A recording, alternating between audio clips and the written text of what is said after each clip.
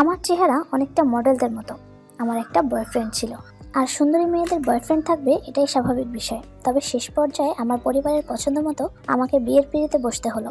এই বিয়েতে আমার একটুও মত ছিল না। একসময় সবকিছু মেনে নিতে বাধ্য হলাম, কারণ আমার হবু বরের পারিবারিক আর্থিক অবস্থা আমাদের থেকে বেশ উন্নত। আমার পরিবার তেমন একটা সচ্ছল ছিল না, তাই পরিবারের ইচ্ছে মতো রাজি হয়ে গেলাম। আমার স্বামী পিনাক রায় এখন থাকে বিদেশে, বেশ ভালো মাইনে পায়। আমাদের দাম্পত্য জীবনে সুখ শান্তিতে কেটে যাচ্ছিল। বিয়ের পর 2 মাস কেটে গেল। আমার বরের ছুটি শেষ, আবার চাকরি করতে বিদেশ চলে গেল। বিয়ের পর নিয়মিত লাগার কারণে আমার শারীরিক পরিবর্তন ঘটল। বিয়ের আগে যেমন স্লিম ফিগার ছিল, তবে বিয়ের পর একটু ফেট হলাম। বুক আর কোমর আগ থেকে ভারী হয়েছে। অর্ণব মাঝে মাঝে আমার বাড়িতে এসে খোঁজ খবর নেয়।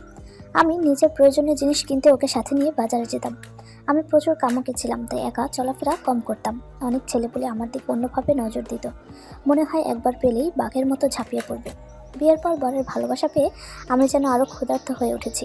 আশেপাশের অনেক ছেলে আমাকে ইশারা ইঙ্গিতে অনেক কিছু বলতে লাগলো। যেহেতু আমার বর বিদেশ থাকে, তাই ওরা আরও সুযোগ খুঁজতে লাগলো। তবে আমি অনেকটা এড়িয়ে চলতে লাগলাম।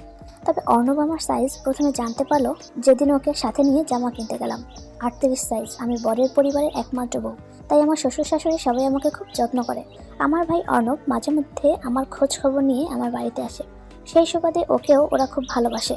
আমার প্রতি ওর সম্মান আগের মতোই আছে। একদিন আমি কিছু জিনিসপত্র কিনতে যাওয়ার জন্য অর্ণবকে ফোন করলাম। ও এসে দেখলো আমার চোখ কেমন জানি ফোলা ফোলা হয়েছে। খাওয়ার জন্য যখন রেস্টুরেন্টে গেলাম, তখন আমার ফোনে একটা মেসেজ আসলো। তখন শাওন দেখলো আমি কাঁদছি। ও জানতে চাইলো, কিন্তু আমি ওকে আসল কাহিনী বললাম না। ও তখন অনেকটা জোর করেই আমার ফোন চেক করলো। ও দেখতে পেলো ফোনে আমার বরের মেসেজ। ও মেসেজ দেখে বুঝতে পারলো আমাদের সম্পর্ক খারাপ যাচ্ছে। আমার স্বামীকে কেউ একজন নাকি বলেছে তোমার অন্য কোথাও সম্পর্ক আছে।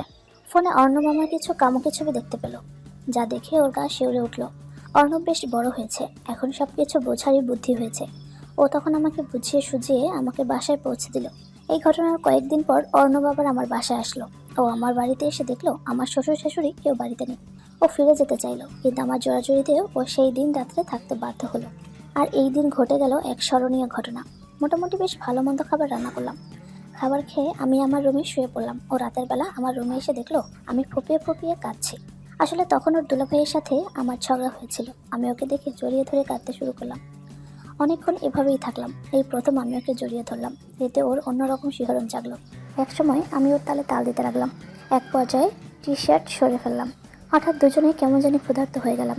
আমার অন্য কোনো দিকে সেন্স রইল না। ওকে নিয়ে ব্যস্ত হয়ে পড়লাম। নাইটি সরে দিল। ওর তাবু হয়ে গেল। আর দেরি না করে হুক সরে দিল। ওর সামনে উন্মুক্ত ডাব ঝুলে আছে। আমি কিছুটা লজ্জা পেয়ে মুখ ঢেকে ফেললাম, কিন্তু আমার ভিতরে খেলার নেশা চরমে উঠল। আমি লাঙল দেখে আরও কামুকি হয়ে উঠলাম, কিন্তু এক জিম করা বডি। আমি মহারাজকে খাঁচা থেকে মুক্ত করতে লাগলাম। জীবনে প্রথমবার এত সুন্দর পেঁপে দেখে ও নিজেকে সামলাতে পারলো না। 2 হাত দিয়ে টিপতে থাকলো। আমি ওর ঠোঁটে ভালোবাসা দিতে থাকলাম। কিছুক্ষণ পর নাভিতে কিস দিল। আস্তে আস্তে নিচতলায় নামতে লাগলো। আমি তখন উতলা হয়ে মুচড়ানো শুরু করলাম। এটাই ওর প্রথম, তাই দেরি না করে মহারাজকে সুখের ঠিকানা দিতে ব্যস্ত হলো। লম্বায় 8 ইঞ্চি হবে, বেশ মোটা। আমি দেখে কিছুটা ভীত হলাম, তবে মনে মনে বেশ খুশিই হলাম, কারণ এমন তাগড়া কই পাবো। আমি নিজেই মাঠে সেট করে দিলাম। ও চালান করার জন্য ব্যস্ত হয়ে পড়লো, কিন্তু ঢুকছিল না, কারণ খুব বেশি ব্যবহার হয়নি। আমি ওর কানে ফিসফিস করে বললাম, এত মোটা কেমনে বানাইলি রে? তুই কি অন্য কারোর সাথে খেলেছিস নাকি? ও বলল, না, তবে নিয়মিত হাতের করি আর বেশ সচেতন থাকি, সেই জন্য হয়েছে। আমি বললাম, সেই জন্য তো চালানো হচ্ছে না। ও বললো, জোরে চালাবো কি? আমি বললাম, না, আগে একটু পিছলা করে নেই। ও তখন উঠে গিয়ে তেল দিল। তারপর জমিতে লাঙল সেট। এদিকে ধীরে ধীরে ইজি হতে লাগলো। তারপর শুরু হলো ঝড়। ও উচ্চ গতিতে ঝঁকা হাঁকাতে লাগলো। আমি উফ করে আনন্দ পেতে লাগলাম। একেবারে শেষ অবধি ঠেকে গেল। আমি যেমন দুমড়ে মুচড়ে যেতে লাগলাম। এটা ওর প্রথম খেলা, তাই বেশিক্ষণ ধরে রাখতে পারলো না। আউট করার আগে ডাব ধরে কয়েকবার রাম ঠাপ দিল। তারপর কক কক করে উঠে ঠেলে দিল। এভাবেই প্রথম রাউন্ড খেলা সম্পন্ন হলো। ও বেশ সময় ধরে শুয়ে থাকলো। আমি ভালোবাসার মোহে ঘাড়ে গলায় কিস দিলাম। আমি ওকে বেশ আদর দিতে লাগলাম। 10 মিনিট পরে উঠে পড়লো। কূপ থেকে মহারাজকে বের করে নিল। প্রথম রাউন্ড খেলার সময় আমরা তেমন কথা বলিনি। 1 ঘন্টা ধরে আমার বিভিন্ন গল্প করতে লাগলাম। ও আমাকে বললো, দিদি, তোমার তো কিসের? আমি বললাম, তুই সেটা বুঝবি না। একটা বিবাহিত মেয়ের বর কাছে না থাকলে কীরকম কষ্ট সেটা আমি জানি।